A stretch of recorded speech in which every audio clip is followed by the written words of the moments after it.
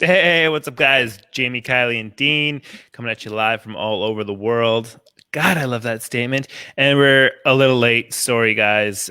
We were just stuck in the back office there. We were chatting up a storm. We were all in our flow, just bing, bing, bing, bing, bing. It was so great. Um, Today, we're going to talk about alignment and flow and how we know when we're in alignment, when we're in flow, what it actually means, and see where this conversation goes. So I'm super stoked on this one. Little check-in. How are you guys doing this week? How's life going? Kylie. Okay, I'll go. Dean's always so polite. Ladies Yeah, first. it's so far. I mean, it's Monday, so it's been a good week so far. Just work. Been working a little bit on my story. So for our homework this week, we were having to devise our story and write down our journey and what's happened, what our pain is, and how we've kind of overcome that, and how that sort of led us into where we are, like coaching, for example, and therefore how we want to help others. So I always overwrite, and on the first draft had 2,500 words, which didn't make it punchy or readable really at all. So I then completely edited it, went the other way. So I've been working on it today to kind of beef it up again and give it a bit of jazz and panache. Nice. Yo, razzmatazz, huh? Dean, you? How was your week, buddy? Yeah, good. Yeah, really good. Where are we? Monday. Yeah, weekend was good. Chilled. Bit of work on Sunday. Studying, Nice. I should say. And then, today reaching out, a bit of studying again. And, some tea in the afternoon. Sick. Very nice and lovely. Perfect. So let's get into this. Let's tackle this this topic of alignment and flow. So for myself, hearing the word alignment resonates with me so well and so much, especially with my niche and how I want to reach out to people that feel like they're in a rut. I feel like alignment is opposite as of a rut, and flow and stuff like that. Whenever I hear the word flow, I think of water, and it's to me, I picture like a waterfall, and how a person can just sit there and watch a waterfall for hours, and it's just flowing. It's just doing its thing. It is an element, but it's actually in its element. And that's kind of what flow means to me. Earlier, when we were having our back office chat, I was so fired up and I was in my flow. I was like, I know I'm in flow when there's nothing anybody else can say that can affect me or sway me from my direction. And I was telling you guys that it's like people come to me and almost see that as a falsity or a weakness of mine, where it's like I don't listen and I don't critically think of things. I'm like, I don't give a fuck. That's what I am, and that's when I'm in my flow, is when I am super confident about what I'm doing. And if I am confidently crashing a plane, well, at least I'm confidently crashing that plane and not second guessing myself about it. And that's the most important thing to me. I'll always bounce back and figure things out because I'm resilient that way. So what is alignment and flowing to you guys? I said my little spiel of just like power. I feel just powerful, like unstoppable when I'm in those two zones. I can feel it. I can feel it. I can feel it. Whoa. The energy. Yeah, I really feel that. Definitely, you're in your flow. For me, I think it's I kind of following on from what you were saying, Jay, but I think it's when I'm at my best. Mm-hmm. And when I'm in that zone, I guess, where you're unshakable. I know that if I'm rabbiting about something that I'm really passionate about and that really gets me, that nothing's going to take me off of my flow with that. So yeah, I think it's when I'm at my best. And I think I heard it recently on one of the podcasts with the guys, but I think it was Lewis that said, when do you forget to eat? And that really resonated with me. When you're doing something and you're just so content and you're so in the moment, and nothing else kind of matters. Or even like normal daily functions don't even register. Yeah, 100%. For me, it's like when I'm writing and I'm in my flow, I forget to eat as well. I just lose track of time. Like time just, it's like almost doesn't matter to me, and I'm just like a madman possessed at the keyboard, and I'm just and I'm like no, just keep going. Like I don't even think about it. I'm just like and then about 5 hours later, I think, whoa, my eyes are kind of like very dry, and I'm like, whoa, that was quite cool. That was weird. And then I go for a break, and I'm like, right, I need to get back, because once you step out of it, there might be a chance that it kind of the ideas dry up, or you're not quite back into sync. So for me, sync is another word. You know, it's like when you stick your iPod into the computer and it's just not registering. That's how I feel when I'm not in that zone, and it's kind of frustrating, because sometimes all it takes is a small tweak, and then like bang, like it recognizes the device, and then there's that channel, and you're just like information up and down, up and down.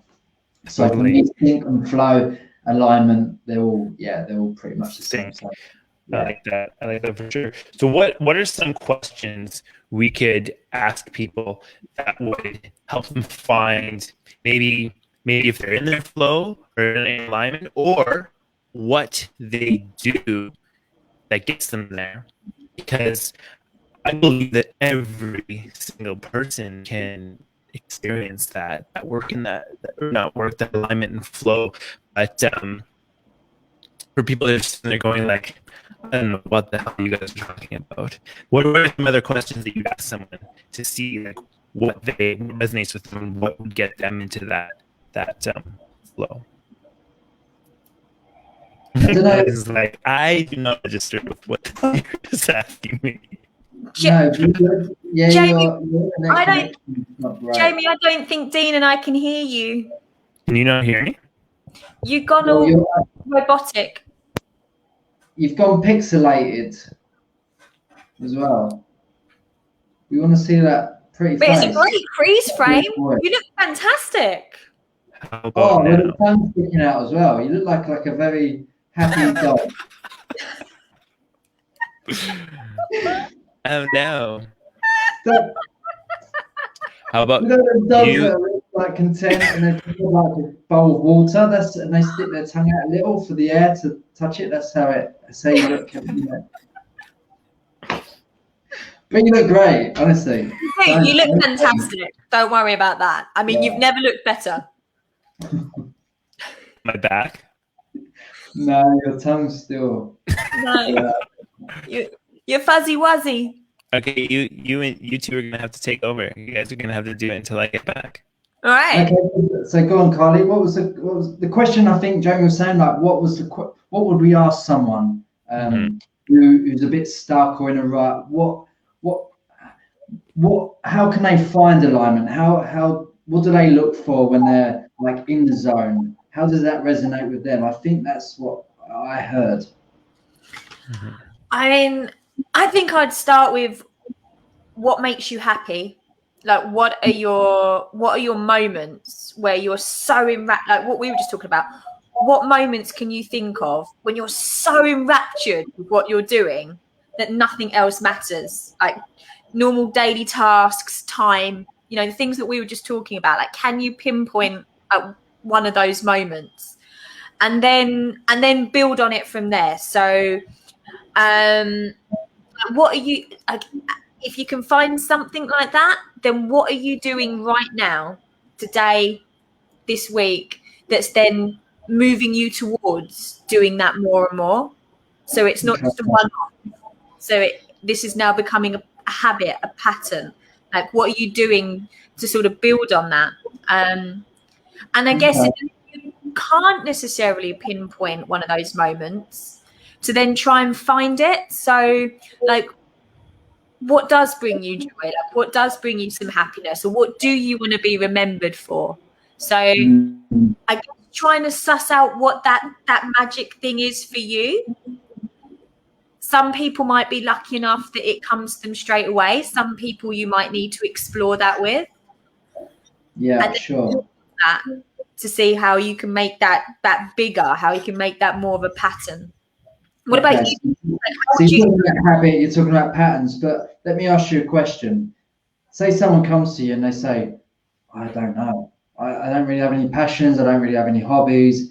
I've kind of lived a kind of, a routine life where, I've been doing the same thing for 10 years. Nothing really makes me tick. Nothing really lights my fire.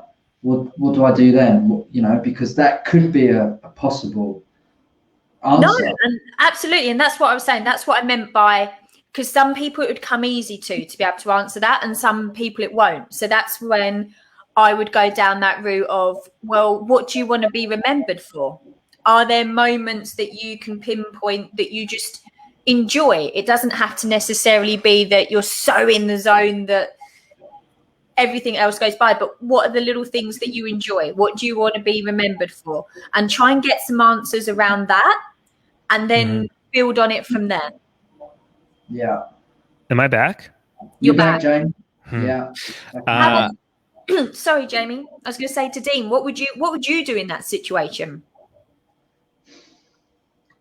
I think I've mentioned this before, but I would say to them, you have to go out looking for the things that make you happy. That even if it's small things that bring you joy and bring you solace. Like I said before, I've gone out looking for my passions. My passions haven't come looking for me, and I feel that's the key, is that trying different things. And if there is a client or someone that is very much on that level, to get out there, brother. Have a look around, see what's going on, try different things, see it's almost like the power of elimination and trying things. And if they don't work, great.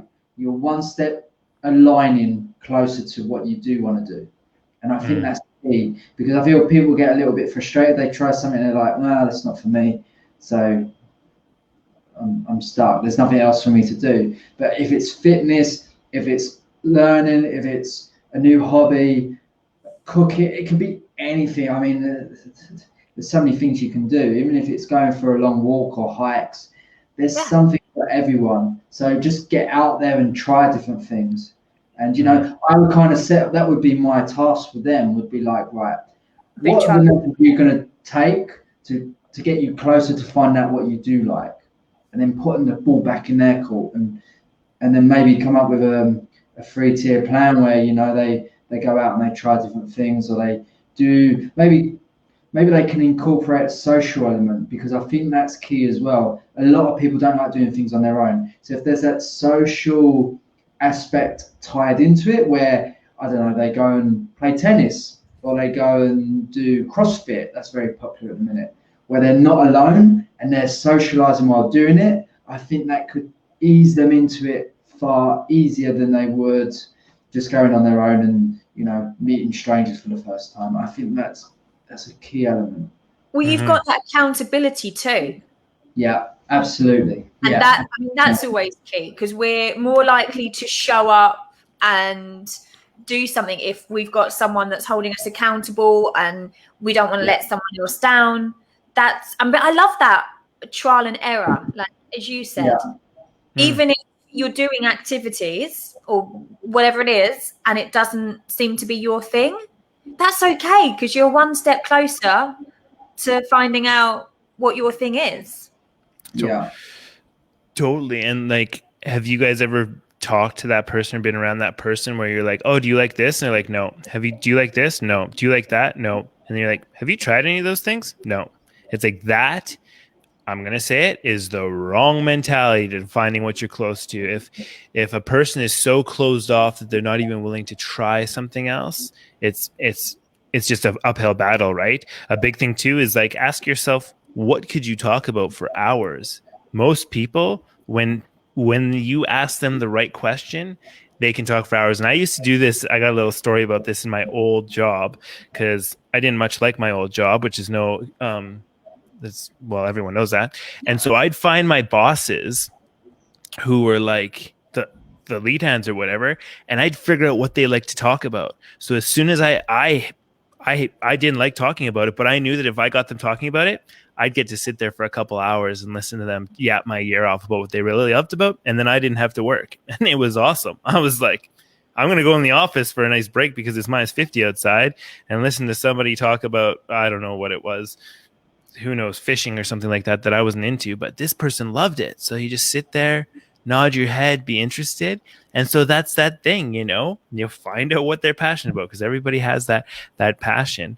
And I like what you guys are saying about the accountability for sure. It's like having a group to be passionate with. Have you guys ever done something like that where somebody asked you to come do something and you didn't want to do it because you didn't think you'd like it, and then you did and actually ended up liking it? Do you have any stories like that? Yeah. What, Dean? I've got a few. Like my mates last year, they're like, "Oh, we're going golf," and I was like, oh. There's a fantastic Mark Twain quote, and he says, "Golf is a good walk spoiled," and I've always loved that. Quote. So I've never been, and I went, and I absolutely loved it, and I was not too bad at it either. That was the first one, and the second one. Amalia, if you're watching, you little sly devil, she tricked me. She said, "Oh, we're going to a painting class," and I'm quite creative. I like all that. So I went there, and it wasn't that. It was art therapy, and it was like painting with your fingers, neon lights. It's dark down in this basement underneath this nice restaurant, this nice cafe, and I loved it. I was proper into my flow, and I really enjoyed it. I haven't been back because of what's going on with quarantine, but yeah, she said to me, I looked at her and I was like, "Why didn't you just tell me?" She was like, "Well, you wouldn't have come otherwise." And she was right. Mm-hmm. So being in that social gathering setting, doing something that I completely therapy, like with art, I would never really thought of it. But so that was amazing. So it does go to show you that, if you try something new, what can you lose? You might lose a bit of money and a bit of time, but that's if you really hate it. You don't have to come back, and you meet new people, you try something new, it's a night out. Great. Mm-hmm. But that's lose from it. I really don't see it that way. Totally. But that's where that resistance comes in, where we ask somebody to do something, and especially if they feel like we're trying to coerce or tell them, then that resistance comes up. But Kylee, there's got to be something that you haven't liked and then you tried it and absolutely love it. Sure. And actually some of the obvious examples are probably nights out, where one of my friends has said, "Do you want to, I want to go to this bar, or I want to go to like this house party." And I've been thinking, oh God, that's not my type of music, or that's not my crowd. And actually, I couldn't have been any more wrong. I've had a really great evening, met great people, had great conversations, and my own blindness would have stopped me having such enjoyment and making great contacts. There's a few people that actually come to mind that I've actually met and that have been really good contacts ever since from those types of nights out. And if it hadn't been because like one of my better friends was going and I didn't want to let them down, probably would have found an excuse to get out of it, and missed out meeting great people, all because of a limiting belief. Oh, I'm not going to enjoy that. That's not my crowd. So there's loads of examples on nights out like that. And actually I can think of something silly. Like I was working for a pension company and I was in a team of just guys, and they asked me to arrange a day out for everyone. And I was like, okay, so what does everyone want to do? And they all wanted to go-karting.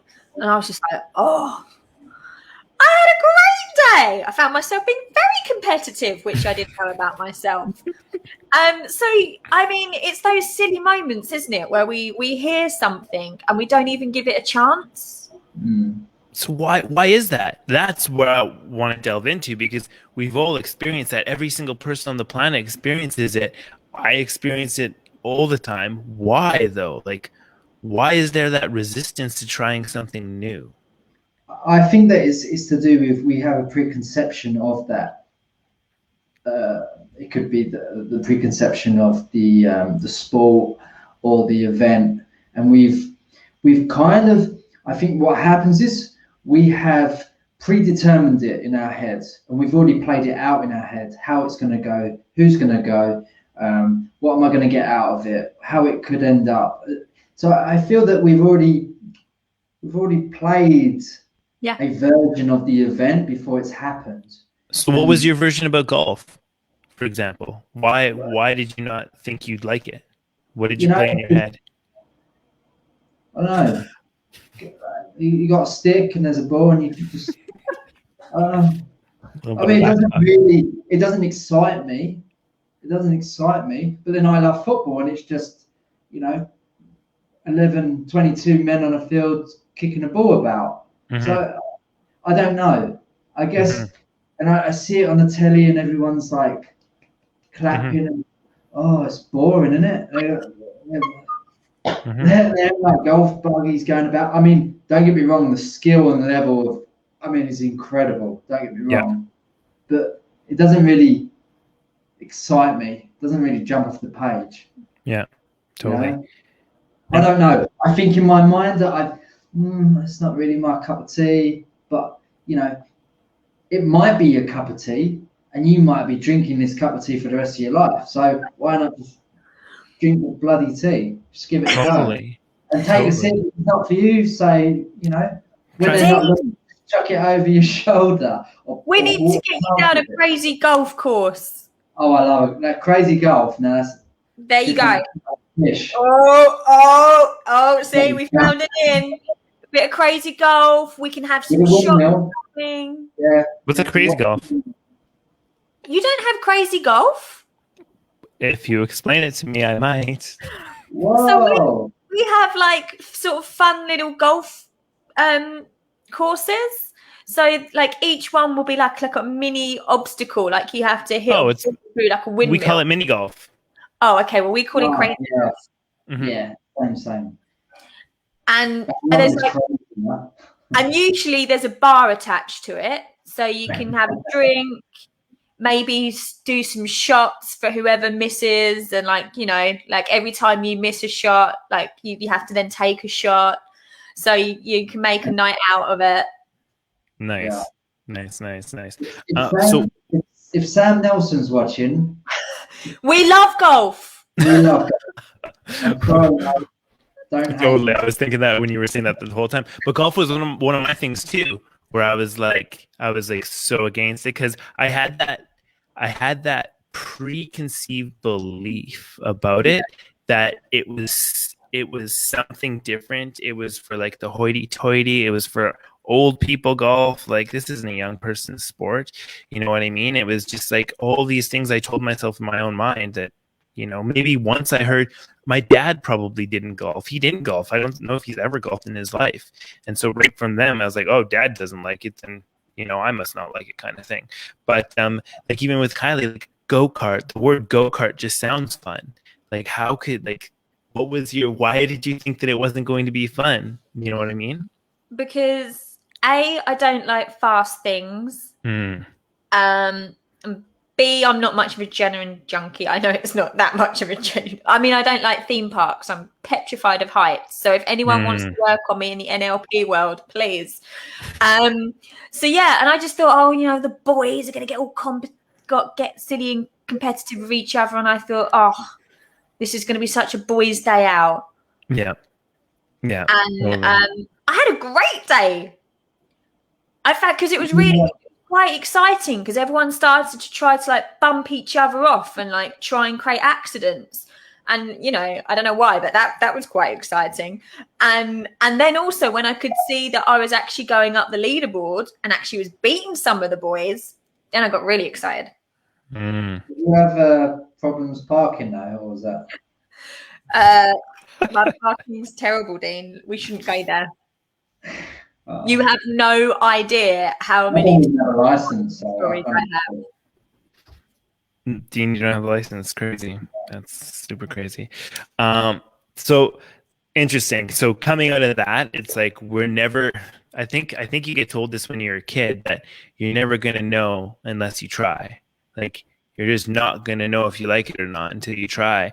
And I think a lot of our roadblocks to trying these new things is what we grew up learning, like the people that were influencing us, like maybe what we liked and stuff like that. But on the other hand, I know that there's things that when parents really want to get their kids to do something, like say in Canada it's pretty crazy, like hockey parents, like they're lunatics. Hockey parents are absolute lunatics. They want all their kids to go play in the NHL, which is like whatever the biggest hockey league out over here, right?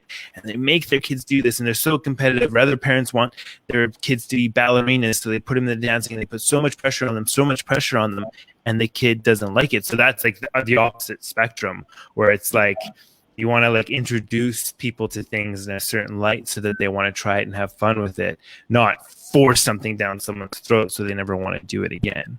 What's crazy about that is those type of parents, I think what they're doing, they're trying to live their dreams through their kids. And I mean, I know they've got the best intentions at heart, but I've seen some kids. I done some football coaching. I see some kids being yelled at, screamed at, shouted at by their parents and those close by, and the damage that is doing psychologically is unprecedented. I mean, it's on a level that's going to come back at some point, and that stress and that, you see it with the kid geniuses, and they're generally genetically their parents are quite bright as well, and you just see that they're in a flow and a level of genius a lot of people will never reach.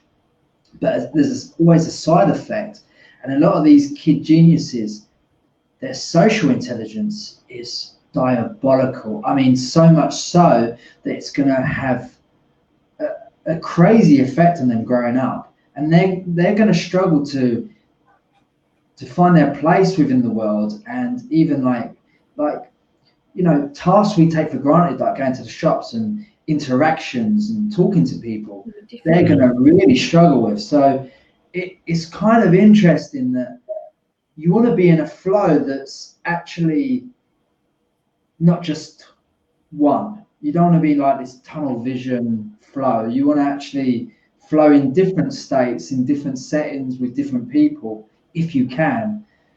I don't know where that comes from, but that's that's what I think on that. You're right. I mean, when you were talking about the kids that you used to coach with football, I used to coach swimming when I was younger, and I saw some really competitive parents that, and I was teaching kids from all ages, literally from armbands up until teenage years.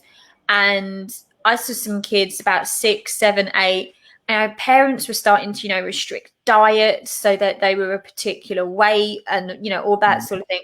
And you just think of the detrimental effect that it's going to have, because these kids, they enjoyed it to a certain extent, but also being pushed into something where parents are living vicariously through their kids. Don't be wrong, there's some kids that absolutely adored it. Swimming was my thing. That's why I was there coaching. But you can also see the ones that are being pushed. Yeah, but and to be honest, a swimming pool and kids that can't swim is not the best place to be pushed. Right into the deep end. I've got a story there, guys. I had, do we work after the watershed on Facebook? I had one kid that was a little SOD. She was only about 4 or 5, but this kid was and I'd been going through something or other, and then I'd asked them to get out of the pool, and this little girl wouldn't get out of the pool. And I was coaching from the side of the pool. I didn't have swimwear on. I was fully dressed. This kid wouldn't get out of the pool. And eventually I managed to coax her to the side, and I said, will you take my hand and I'm going to pull you out of the pool. And she pulled me in. A 4-year-old pulled you into the pool. She was about 4 or 5. Yeah, she did. And obviously I was in there. I was fully dressed. I may have sworn. I'm not sure. I can't remember. But obviously all these kids are on the side finding it absolutely hilarious that their swimming teacher's been pulled into the pool. So Nadine, You should push or pull people into the pool that don't want to be. Wow. Oh, did you have your whistle? Yeah. It's too late for that. It's way Too too late late. for that. I remember everyone, literally, like all the parents around the side, just like clapping. They found it hilarious. It was funny. It was funny. But this kid, one of the big nets? I would have literally got her in the net and pulled her out, like a big algae or something. I would have pulled her out. But no, it's going back to a serious bit. Is I would say not only for kids and parents, but for us and those around us. Being overworked is not going to get you results. It's not going to work because you're pushing until it snaps. It's not going to work. What you want to do is be overstretched, and that's a big difference. And what I mean by that is you want to be pushed in a good way. You want to be pushed that little bit further than you can do, week on week. You don't want to be that huge gulf straight away, and then you break their confidence, break their spirit, and it's just a disaster. So I would say to anyone watching this is, if you got kids, especially, not that I can parenting guide, but try to not overwork them, but overstretch them a little, and then little by little, that becomes habit and nature, and they're enjoying it. You don't. Going back to football, you had kids of like 7 and 8 when I was young playing on a full-size pitch, right? The kids are that big, and the goal is like, meters above their head. It's just ridiculous, and they're kicking around a football that adults play with. How is that going to benefit them? It's ridiculous. And in that arrogance, the British arrogance, the English arrogance that we invented football, blah, blah, blah, other countries around the world were playing on much smaller pitches with smaller balls, 1-touch, 2-touch football. And they were enjoying it. There was no competition. Like in England, they're competing at like 6, 7, even younger. And for me, you're not enjoying it. If there's pressure at that age, and there's parents, adults shouting at you to do this, to do that, you're not going to enjoy it. So I think at a young age, you want to be in that space where you're just trying out new things. It doesn't really matter if you win or lose. You're just enjoying it. You're picking up skills. You're picking up techniques. You're just learning as you go. And for me, that's a far better place to be than, someone saying, you've got to win today. You've got to do this. You've got to do that. You weren't good today. You done this. You done that. You hit the ball. You hit a window and smashed the window. For me, it's just madness. And you've got to enjoy what you do. And you're only going to thrive when you're enjoying it. When you've got pressure, unnecessary, it's just a complete disaster for the kids, for the adults, for everyone involved. Dean, is it South America which is known for like kids playing on the street and like loving their football, and that's where they scout talent, like the kids just knocking around the ball in the street? Yeah. In Brazil, yeah, and they've got a thing called futsal. I've said that wrong. It's a much heavier ball, and it's done in like smaller, and that's where they do their tricks, and because you can't just get the ball and hoof it and it just goes 70 yards. You've got to be more controlled techniques. But yeah, Brazil is that place. But they enjoy it. They love it. They play because they love it, and they don't. For a lot of guys, they don't have opportunities like we do. So football is everything to them, and they breathe and live it. On the streets, wherever. It doesn't matter where they play. Totally. So that is a great way to leave off on this and flow, and trying to like see and let everyone. I think one of the big things taken away from today is to realize what you flow in, be open to trying new things. And if you're that person that's opening it up to see if someone else wants to try something new, it's about learning that language to connect with them so that they're open to doing it and not feeling like they're being forced to do it for any other reason than just trying it to see if they'll like it. What do you think, Kylee? Any last words about flow and alignment? Yeah, I think there's another side to it, Jamie, and I think that's what brought us all to coaching, for example, on a serious note. And that is asking yourself, what's not serving me? And I think we were all in jobs that weren't serving us. We were in them to pay the bills or because of X, Y, and Z, but we weren't happy. They weren't bringing us joy. They weren't serving us. And we went out and found something where we were going to find some happiness and some purpose and some meaning and something that meant something to us, where we could, align us, go back to that word, but we could align what we're doing with our values and who we are. So on a serious, I know we've spoken and it's been a bit funny, but on a serious note, like, that's what's brought us all here, because we wanted to be aligned and we wanted to be doing something where we were aligned with who we are, and what we wanted to be doing was meaningful to us. 100%. And think about it. If none of us would have tried this, we wouldn't have known. It's that simple. And you know what? If we would have tried it, just like a bunch of people that tried it and they didn't end up liking it, now they know, and now they can go on to something different. So that's kind of my thing. Just try it. Yeah. And sometimes in some circles, you're going to come up against some resistance and questions and scrutiny. If you're truly aligned with something, those don't matter to you. Yeah. You take them on board, but they don't seem to. They kind of some will leave you questioning, and that's great, because you always want to challenge yourself as well as others. But when you're fully aligned, like you're on a path that no object or no chat will knock you off your stride. So that's what I would say for that. If anything, it will strengthen it. Yeah. Awesome. Okay, guys. Great talk today. Thanks everyone for listening. As always, reach out to us, and if you have any comments, let us know how you like our little show here, and we will see you guys next Monday. Okay. See you guys. Bye. See you later.